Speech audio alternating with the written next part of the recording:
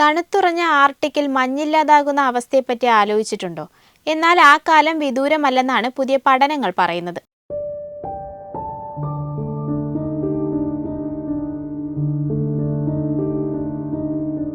2027 എല്ലാ മഞ്ഞുമുരുകി ആർട്ടിക് ചരിത്രത്തിലാദ്യമായി വേനൽക്കാലം നേരിടേണ്ടി വരുമെന്നാണ് ശാസ്ത്രജ്ഞർ വ്യക്തമാക്കുന്നത്.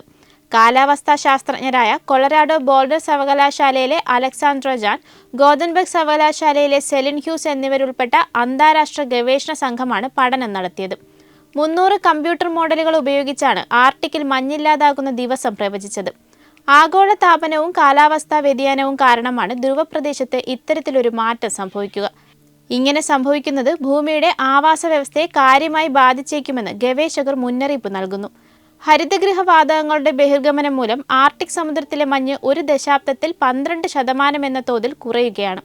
കടുത്ത ചൂടിൽ ഉരുകിയൊലിച്ചു പോകുന്ന മഞ്ഞുപാളിയുടെ വലിയൊരു ഭാഗം ശൈത്യകാലത്ത് തിരികെ രൂപപ്പെടുന്നില്ല.